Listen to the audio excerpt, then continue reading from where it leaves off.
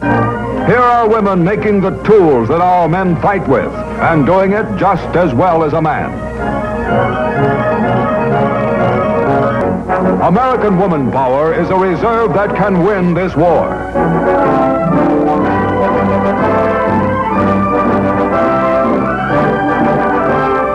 Go to your local office of the United States Employment Services of the War Manpower Commission. They'll help you find a job that you can do where you'll be needed the most. Or enlist in the Women's Army Corps, or the Waves, or the Spars, or the Marines. But whatever you do it now.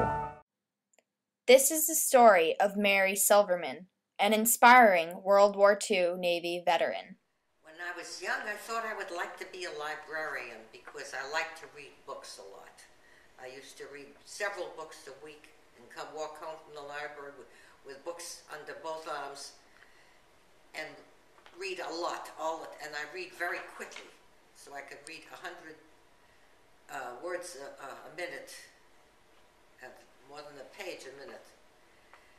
And then I decided that I wasn't sure what I wanted to be, and I would go off to college and study and make up my mind at a later date.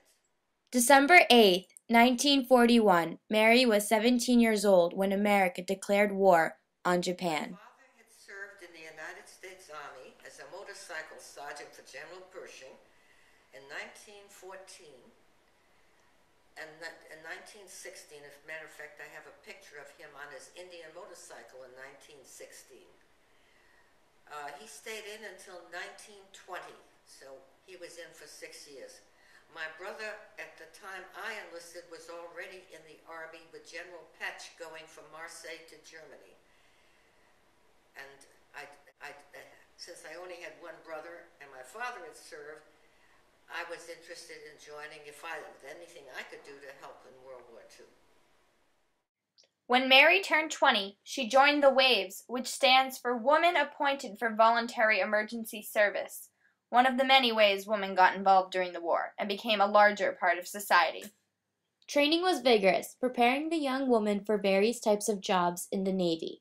Mary was trained to be a nurse, and in this way found herself at the hospital treating young soldiers for foreign diseases. I turned 20 in April. I graduated college in May, and I enlisted shortly thereafter, but I wasn't called to active duty till August of 1944. I was pharmacist mate 3rd class.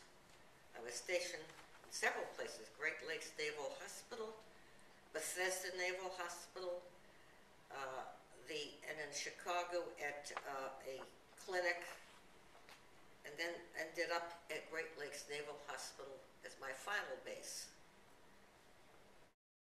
I remember I was stationed on Long Island, and I was called one night to come down and to give a blood transfusion to a man who'd been brought in. At that time, New York was not blacked out, and all the German submarines were out in the water, and they were torpedoing ships that they could see outlined against the lights of New York. This man was brought in when his ship was torpedoed, and one leg had been blown off. And when they checked his blood type, he had a rare type of B, as I did. So I was called out of my classes and he was put on one examining bed, and I was on the bed next to him, and they took the blood from my arm and poured it into his. His name was Francis Redmond, I remember. And I tried very hard to find out how he had made out and whether he survived.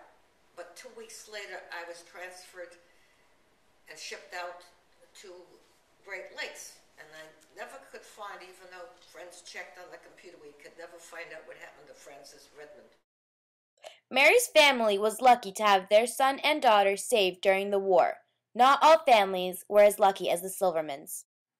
When a member of the family fought in the armed forces, a blue star was placed on a service flag hung in the window of the family. If that blue star was covered with a gold one, the member had died in combat. There were many gold stars during World War II. Mary and many other women in the military made a large difference on the outcome of the war. Women's role in society would permanently change, all thanks to these inspiring figures.